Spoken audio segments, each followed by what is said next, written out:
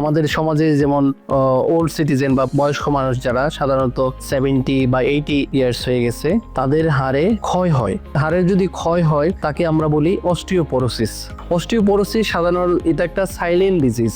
এই রোগে সাধারণত ওরকম ব্যথা থাকে না। রোগী যদি মহিলা হয়, মাসিকের পরে হাড় অনেক ক্ষয় হইতে থাকে। আর পুরুষ মানুষেরও 70-80 যখন প্রতি বছরে বছরে তাদের হাড়ে ক্ষয় হইতে থাকে, এবং তাদের ওরকম অস্টিওপোরোসিস যেটা থাকে ওটাতে শরীরে ওরকম ব্যথা থাকে না। সাধারণত আমরা ধরতে পারি ওইভাবে রোগীরা আমাদের কাছে অস্টিওপোরোটিক ফ্র্যাকচার নিয়ে আসে। এবার আসুন আমরা তাহলে জানি কমন অস্টিওপোরোটিক ফ্র্যাকচার গুলা কোনগুলা। তো প্রথম যে অস্টিওপোরোসিসের জন্য যে ফ্র্যাকচার হয় সেটা হচ্ছে হাতের ডিস্টাল রেডিয়াসে ফ্র্যাকচার হয়, সেটাকে বলি আমরা কলিস ফ্র্যাকচার।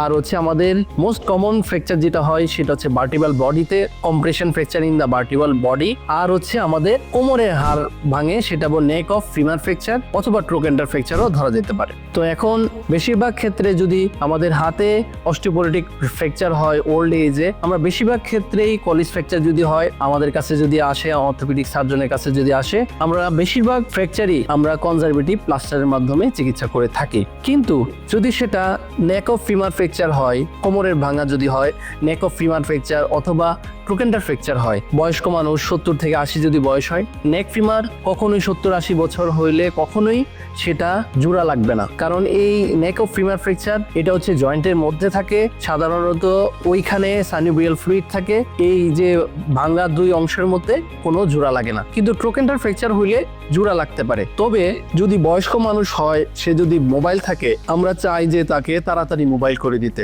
সেই জন্য আমরা যদি আমাদের সলভেন্সি দুই ধরনের, একটা হচ্ছে শারীরিক যোগ্যতা আর একটা হচ্ছে ইকোনমিক্যাল যোগ্যতা। এই দুইটা যদি থাকে আমরা অবশ্যই তাদেরকে অপারেশনের জন্য বলি। কারণ হচ্ছে আমরা যদি একটা বয়স্ক মানুষ বিছানায় পড়ে যায় তাইলে তার মৃত্যু ঝুঁকি অনেক বেড়ে যায়। আমাদের এরকম স্টাডি আছে যাদের নেক ফিমার ফ্র্যাকচার হয় তাদের 25-30% রোগী 1 বছরের মধ্যে মারা যায়। কারণ একটা বয়স্ক মানুষ যখন বিছানায় পড়ে গেলে তার 3টা মেজর কমপ্লিকেশন হইতে পারে। এক হচ্ছে তার লাংসে নিউমোনিয়া হইতে পারে, এবং তার হচ্ছে বেড সোর হইতে পারে, যেটাকে আমরা বলি ঘা হয়। একভাবে পড়ে থাকলে রক্ত চলাচল কমে গিয়ে একটা ঘা হয়, সেটাকে আমরা বলি বেড সোর। এই বেড সোরটা এত খতরনাক যে সেটা হচ্ছে যে এমন একটা ঘা, যেই ঘা দিয়ে আজরাইল ঢুকে মুখ দিয়ে জানটা নিয়ে বের হয়ে যায়। এই জন্য এটা সহজে শুকাইতে চায় না, এই জিনিসটা আমরা হইতে দিতে চাই না। আরেকটা হচ্ছে আমাদের পায়ে ডিপ ভেইন থ্রম্বোসিস হয়, ওখান থেকে রক্তের দলা বেঁধে বা রক্ত বা চর্বি জমে এটা ব্রেনেও চলে যেতে পারে, যে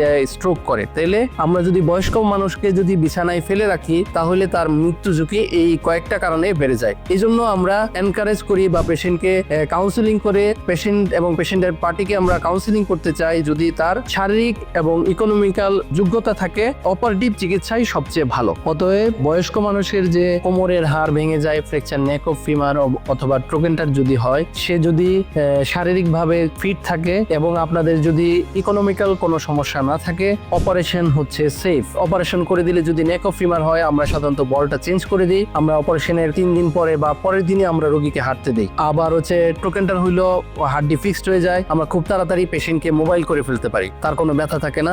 যদি আমরা তাকে মোবাইল করে ফেলি তখন আমাদের যে বেড সোর, তার যে নিউমোনিয়া, তার যে স্ট্রোক হওয়ার ঝুঁকি, এগুলো অনেকাংশে কমে যায় এবং তাকে কেয়ার করা সহজ হয়। তো এই জন্য আমরা এই বয়স্ক মানুষকে যাতে বিছানায় ফেলে রাখতে না হয়, সেই জন্য আমরা মনে করি যে আমরা যে আমাদের যে বয়স্ক মানুষ আছে তাদেরকে আমরা এই অপারেটিভ চিকিৎসার মাধ্যমে একটা সুন্দর জীবন দিতে পারি। সবাইকে ধন্যবাদ। আসসালামু আলাইকুম। আমি ডাক্তার Sanaullah Khandakar, assistant professor, Brahmanbaria medical college, নিয়মিত চেম্বার করতেছি লাভিডা হসপিটাল, আশুগঞ্জে।